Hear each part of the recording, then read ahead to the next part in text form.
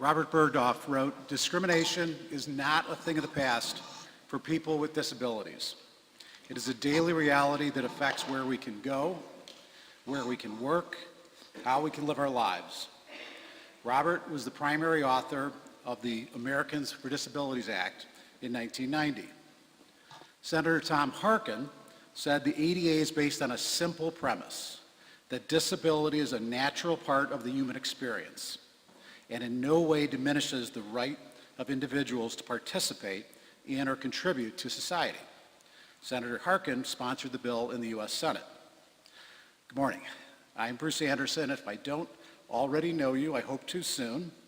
Our church intends to be a welcoming place to all. A big part of welcoming is to make it easy for everyone to participate, and our buildings need to reflect that priority. Here at IPLC, our main building, 110 years old, and our gymnasium first opened 90 years ago. We've made changes as best we can to make the sanctuary more accessible with a lift and a restroom, and our gym renovation ensured that those restrooms were usable by all as well. Our main space for fellowship, Victory Hall, hasn't been significantly changed since 1960, 65 years ago, 3 decades before the ADA was enacted. For members and visitors with mobility issues, it is not a friendly space. For 2 kids, oh boy, from my Sunday school days, the spaces had no accommodation for their wheelchairs. The parents carried the children up the stairs to Sunday school and worship, which became more difficult as they grew heavier. When we last renovated Victory Hall, the O'Dane Memorial Chapel was built. Ironically, a few years later, Pastor O'Dane himself was confined to a wheelchair and wasn't able to visit the chapel without help. At any given time, 1 in 8 people, 15%, will have mobility issues. For seniors, this jumps to close to 40%. This lack of accessibility leads to members skipping gatherings held here, isolating them from our community. Enabling all people to participate by adapting our spaces is critical to caring for all of our members.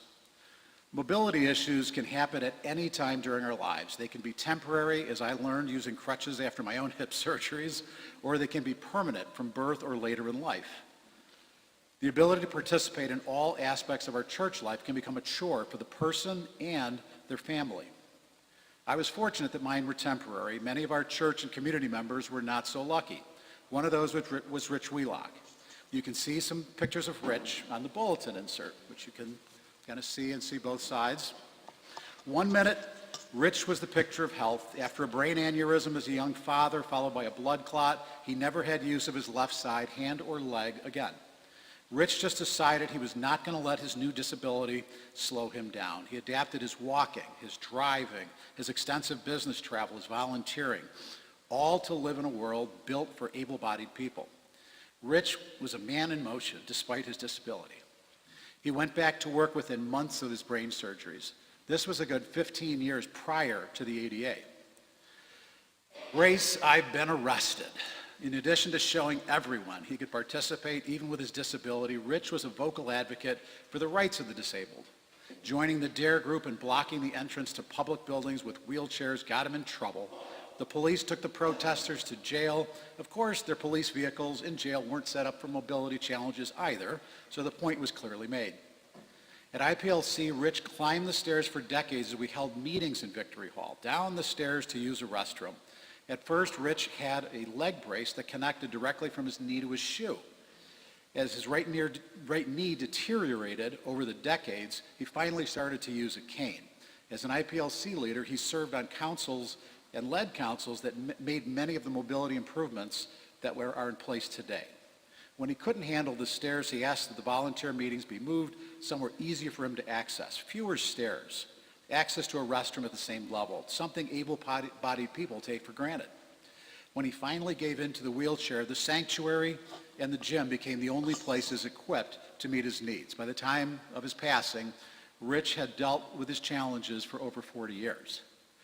Why is it so difficult? Well, old buildings just weren't designed with mobility challenges in mind. However, this is something we can improve.